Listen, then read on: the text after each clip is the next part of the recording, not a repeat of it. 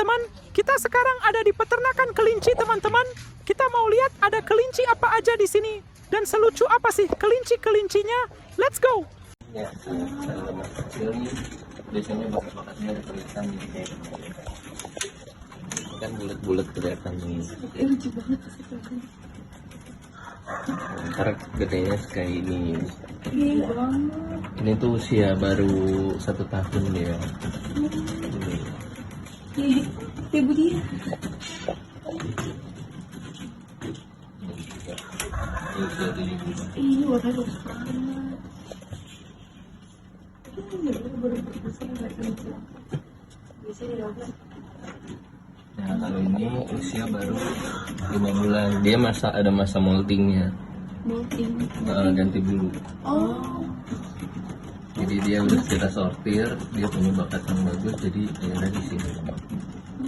Kelinci ganti bulu juga ya? Ya, ganti bulu bayi kalau ini. Hmm. Jadi di usia 3 bulan, 4 bulan, atau 5 bulan tuh dia ada ganti bulunya. Udah minum. Kalau ini jenis Holland pada anak. Ini beda-beda jenisnya ya, Pak? Kita breeding di sini ada 3 jenis, ada Holland, Nederlandois, sama Lionhead. Ya. Ini kalau ini anak yang belum sebulan ya. Belum sebulan, paling baru 25 hari. 25 hari. Nah kalau ini paling baru jadi belum sampai 10 hari. Dia 10 hari itu buka mata. Itu udah gede banget gitu ya? Itu bayinya. Itu bayinya. Itu belum 10 hari. Ini udah Itu nanti kelihatan tua banget. Nah ini tuh contoh kelinci yang numpang nyusu sama induk lainnya. Jadi ini dua ini induknya agak stres, jadi nggak mau ngurus anaknya.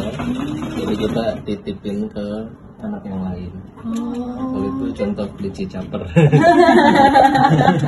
Emang ada yang kayak gitu kelinci, dia minta itu. Nah kalau ini nih usia baru sebulan. Oh ini kayaknya perbedaan dari telinganya gitu. Ini jenis Holland. Kalau Holland kupingnya turun ke bawah. Kalau Nederlandois kupingnya ke atas. Tapi dia ada SOP-nya. SOP-nya itu standard of perfection-nya itu kita kiblatnya dari Amerika. Pokoknya kalian tinggal cari SOP Arba dari Amerika, kelinci itu pasti ketemu di situ. Jadi Holland itu beratnya harus berapa, kupingnya harus seperti apa, sama ini juga semuanya ada SOP-nya. Jadi kita nggak sembarang breeding. Jadi kan ada yang breeding itu sembarang kayak campur-campur. Itu biasanya buat jualan di mall, di taman-taman. Nah itu kebanyakan banyak problem yang dijual di taman itu usianya masih terlalu kecil. Kayak segini itu udah ada yang dijual di bawah 3 bulan, 2 bulan, di bawah 2 bulan tuh udah banyak yang dijual. Nah itu problemnya biasanya sampai di rumah pemilik barunya kelincinya bakalan mati. Iya banyak tuh. Kan banyak yang tahu kan bilang kayak kelinci gampang mati. Padahal sebenarnya yang salah itu cara adopnya. Beli adopnya itu harusnya yang baik dibeli peternakan. Terus pastikan kelincinya juga udah lepas sapi. Lepas sapi itu udah bisa hidup mandiri, bisa dari induknya. Nah kebanyakan yang dijual itu usia kayak gini sebelum 2 bulan. Nah itu dia imunnya belum bagus. Belum terbiasa juga. Terus makannya juga pelet sama rumput hai, rumput kering. Oh rumput kering. Nah, rumput keringnya itu kayak sebesar. Lembut banget ya. Nah kalau ini jenisnya jenis Lionhead. Oh lainnya. Itu bulunya tebal gitu ya. Iya Lionhead itu kayak singa dia bentukannya. Tapi bukan kayak Angora ya. Kayak lucu banget. Kayak kapibara. Tadi gelap banget. Umur 3 bulan. Oh 3 bulan. 3 bulan dia udah kelihatan makan. Ini contoh Lionhead. Gerak. Kalau mau gitu beneran Iya seru banget. ini dia masih molting ya. Sini nak. Itu kayak lucu banget gitu. Ini genetiknya yang lagi pegang aja cuma lagi molting. Nah badannya juga dia berisi. Molting deh. Iya. Nanti bulu udah tua dia. Kok ini jenis apa nih gimana? Nederland Dwarf. Ini yang genetiknya. Dia juga kalau udah ikut show kupingnya ditato. Ini namanya Bruno. Kalau udah ikut show. Itu kayak pentas Ikut show? Iya, di Indonesia tuh ada show untuk kelinci, tapi jurinya di Indonesia cuma 2 yang terdaftar dari Amerika langsung. Jadi nggak sembarangan, nggak sembarang penilaian juga. nggak sembarang orang bisa untuk jadi juri. Kan kalau dari burung tuh ada juri-juri yang misalnya siapa aja bisa. Nah kalau dari kelinci harus sekolah dulu. Oh iya. Jadi di Indonesia tuh cuma ada 2 yang terverifikasi dari Arbainya langsung. Karena di penjurian kelinci itu nggak dapat hadiah uang, tapi dapat penghargaan kayak predikat ini peternakan yang memang terverifikasi dari Amerika. Di situ penilaian dari mana Pak? Dilihatnya? Semua dari kuping. Ini kupingnya nggak boleh lebih dari beberapa mili. Kalau kupingnya segini itu udah bisa termasuk pendek, tapi termasuk campuran dan kualitasnya itu pet. Jadi kelinci itu ada kualitas pet, brood sama show. Terus berat badannya juga nggak boleh lebih dari 2 kilo dia kalau nasional. Udah ada kriterianya ya, yang Iya. penilaiannya. Ada SOP-nya dia. Ini kan jenis MD Nederland Dwarf, contoh genetik. Ini bapaknya. Nah kalau genetiknya bagus, dia ini anaknya nih seperti ini. Ini Anissa namanya. Anissa. Anaknya Bruno. Anissa besok datang di rumahnya. Genetiknya dia turun. Turun. Jadi kita breeding itu bukan semata-mata mencari uang untuk ngasilin banyak kelinci, tapi untuk menghasilkan gimana kelinci dengan kualitas terbaik. Oh iya. Jadi nggak sembarangan juga deh. Nggak sembarangan. Range harganya pun juga nggak sembarangan harganya. Kan kalau tahu kelinci itu paling nggak nyampe ratusan ribu kan. Iya, Biasanya banyak. kalau di pasar. Kalau itu bisa sampai ada yang puluhan juta juga. Ini kualitasnya yang paling bagus ini yang mana? Iya ini. Yang itu dong. Ini semua punya bakat, nanti tinggal ikut-ikut show mereka. Ini juga kemarin ditawar 20, saya belum lepas karena buat genetik di sini. Nah ini kan ketemu anaknya. Anaknya kemarin di SPSD juga menang juga. Oh. Berarti ini yang paling bagus Berarti ya. dia sama kayak kucing atau enggak? Kalau biasa kan kalau kucing tuh breedingnya tuh ada yang mix gitu kan. Apa? Kalau kucing Kenapa? breedingnya tuh kan kayak mix ini sama ini. Nah kalau di kelinci itu nggak boleh mix. Nggak boleh mix. Karena Ini murni ini sama ini. harus sejenis dia. Jenis. Terus kita juga ada pedigree-nya sama kayak kucing. Silsilah keluarganya. Oh iya benar. Oh bedanya emang nggak boleh mix aja gitu ya. Iya, kalau mix itu berarti hitungannya dia campur. Karena kan kalau MD kupingnya ke atas, kalau Holland Look nih kupingnya ke bawah. Kalau di mix itu dia bakalan anaknya itu aneh di body. Oh, benar Kayak ya. kayak contoh ini bulu panjang di mix sama bulu pendek. Nanti dia bulunya jadi aneh, nggak sesuai standar of perfection-nya dia. Iya sih benar. Jadi semua ada silsilah keluarganya kalau yang bagus itu. Jadi kakek nenek. Oh. Pakai duit berapa?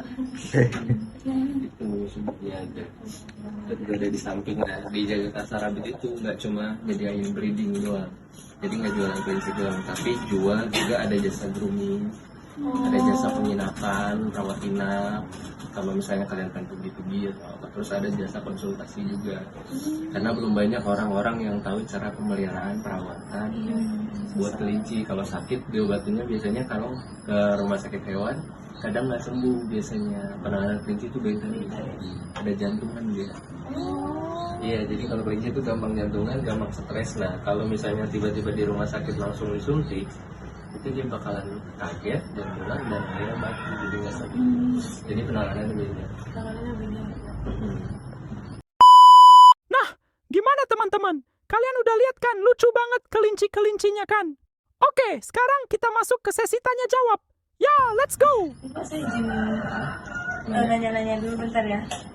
Pertama saya pengen nanya tentang kayak biografi singkat tentang tempat ini aja sih Pak.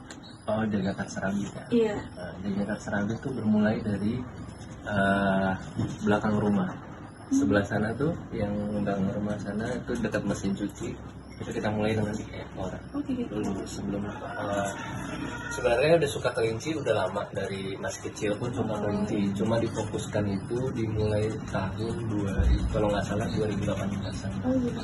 sebelum COVID. Kita benar-benar kayak ya udah kita fokus untuk pemeliharaan kelinci. Saya mulai kelinci pun karena apa, kita nilai dulu ini kelinci ini kenapa nggak bisa apa, potensinya ada apa enggak. Ternyata kelinci itu potensinya banyak, jadi bulunya bisa dimanfaatkan, kotorannya bisa dimanfaatkan, semuanya bisa dimanfaatkan. Dan PR pertama itu edukasi tentang kelinci. Karena nggak banyak yang tahu cara pemeliharaan perawatan kelinci, terus sama ada kelinci yang harganya mahal gitu. Nah akhirnya dari situ kita fokus dari 3 ekor waktu itu 2018 kalau nggak salah, mulai fokus di belakang sampai sekarang kita selalu merapikan kandang, maksudnya kayak upgrade terus, jadi kayak kelincinya kita upgrade semakin bagus buat anak-anaknya juga makin bagus, kelincinya kualitasnya makin bagus, terus kandangnya juga kayak gini. Dari 2018 sih kita sejarah singkatnya tuh, saya sebenarnya kan awalnya fotografer videografer. Nah itu pengen ibaratnya kayak sempat ditipu sama orang gitu, akhirnya pengen coba cari kerjaan lain, dapat mimpi, dapat hidayah, akhirnya punya kelinci. Dan alhamdulillah sekarang kelinci itu bisa menyokong kehidupan saya sih sebenarnya. Jadi awalnya dari 2018 ya? 2018. Jadi memang dari kecil banget ya, dari 3 ekor. Dari mulai 2-3 ekor lah gitu. Terus akhirnya kita perbaiki, jual, perbaiki, akhirnya sekarang alhamdulillah udah bisa jual lagi. Ini pertanyaan selanjutnya ya Pak. Ini di peternakan ini kayak yang dibudidayakan atau yang dihasilkan hanya kelinci atau bisa hal yang lain kayak tadi? Kita tuh di sini memang fokus breeding kelinci, tapi seperti saya bilang tadi ada jasanya juga. Jadi kalian bisa beli kelinci, terus ada konsultasinya juga, terus ada rawat inapnya ketika kalian pengen inapkan kelinci kalian ketika kalian pengen jalan-jalan. Terus kalau kelinci kalian sakit bisa dirawat inap di sini. Terus sama kita juga ada workshop kandang di samping, jadi kita menyediakan kandang-kandang yang memang dibutuhkan untuk kelinci. Kita menjual kandang juga kayak gini. Baru ini ada pertanyaan selanjutnya itu cara penanganan penyakitnya. Nah, cara penanganan penyakitnya itu sebenarnya kelinci itu nggak gampang kena sakit asal kandangnya itu terawat. Kandangnya bersih, sering bersihin kandang, terus kandang itu nggak boleh lembab. Kalau lembab itu basah, dia kena basah, itu jadi bikin kena skebis.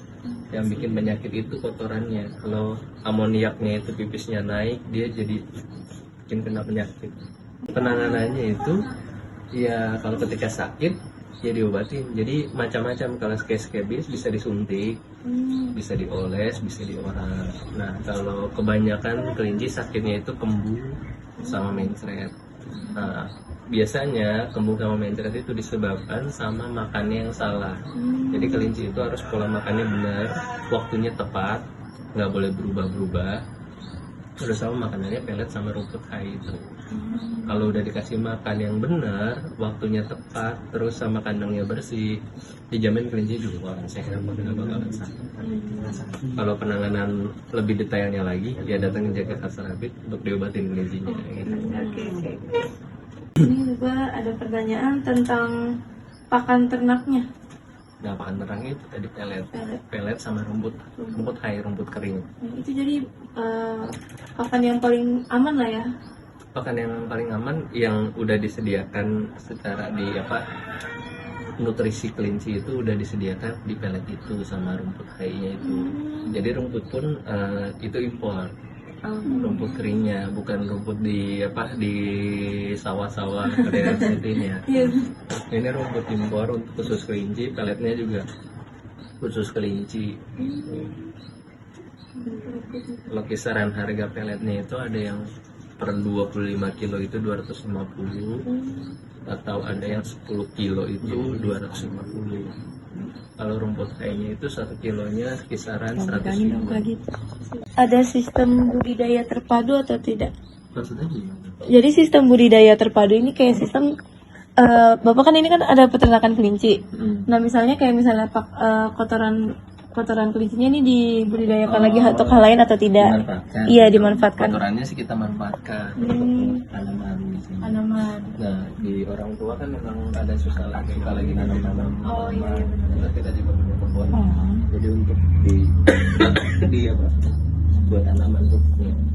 Jadi Pupuk sama pipis sama pupuknya itu untuk bisa juga ya. bisa. Itu juga bisa buat tanaman. Oke.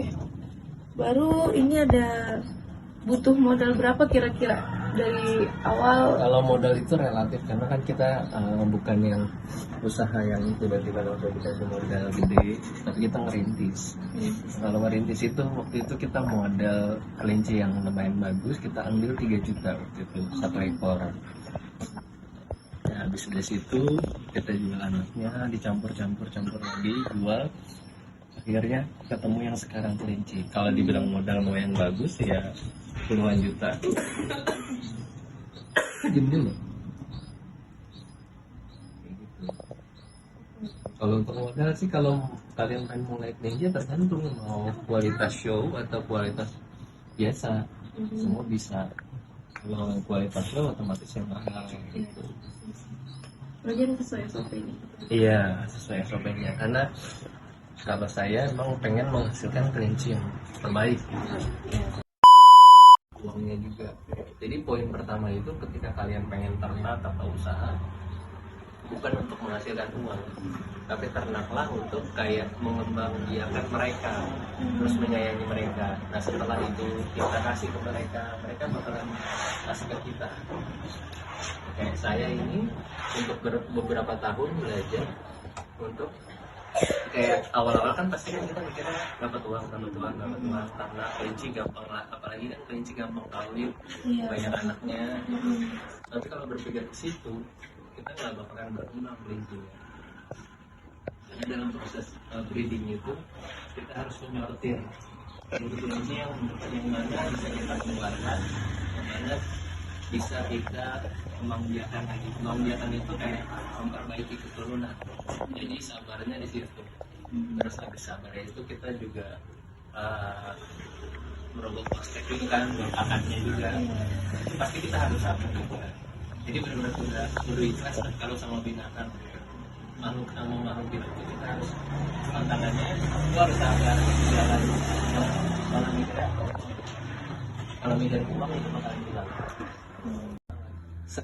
Kelinci sebagus apapun, kalau tempat kandangnya kotor, dia nggak bakalan bernilai. Terlihatnya nggak bernilai, walaupun dia bernilai, nilainya kualitasnya show. Tapi kalau kandangnya kotor, dia pasti kelinci murah. Pemikiran kakak pasti ini pasti kelincinya murah. Tapi kalau kakak datang ke tempat yang kandangnya bersih, ber-AC, pasti percaya kan kelincinya harga puluhan juta. Iya benar. Kalau kalian dibilang beli kelinci tempat kotor, ini kelincinya puluhan juta, nggak percaya kalau Iya pasti benar. nah itu bikin stigma yang bagus ya, seperti itu ke depan. Terus mungkin terakhir ini saran Bapak buat para orang-orang di luar tentang peternakan kelinci itu apa buat kedepannya juga? Peternakan kelinci itu sesuatu yang menjanjikan sebenarnya. Kalau kita memang benar-benar fokus di bidang ini, fokusnya apa? Fokus untuk meng-create kayak sekarang kan edukasi ini masih belum semua orang tahu tentang kelinci, bahwa kelinci itu ada harganya paling tinggi sampai puluhan juta. Ada kelinci yang istilahnya kualitasnya bagus atau jelek. Terus edukasi tentang cara adop yang benar itu si peternak pun harus bekerja di situ, bukan bekerja untuk breeding doang.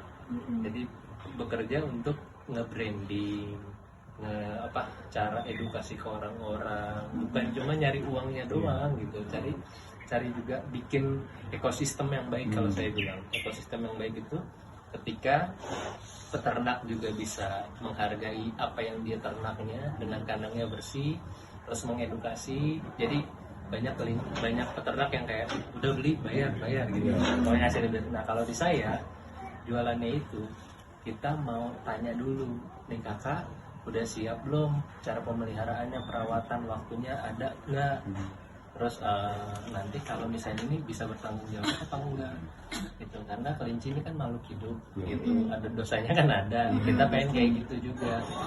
Nah kalau memang itu udah terjadi, baru kita kasih kelincinya.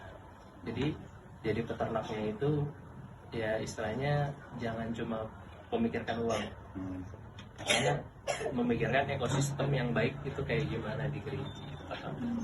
Kita juga saran ke kalian nih, sebenarnya pertanian itu satu yang menjanjikan di kedepan, karena nggak banyak yang bergerak di bidang itu. Nanti di kedepan Indonesia bakalan krisis nih peternak sama petani. Nah kalau kalian mainnya di digital semua nggak bakalan bisa. Saya kan termasuk generasi milenial tuh ya. Saya memadukan itu pelajaran zaman dulu sama pelajaran sekarang. Saya nge-branding dengan zamannya sekarang kayak gimana. Nge-branding, jualan di TikTok, jualan di Instagram, atau branding fotonya kayak anak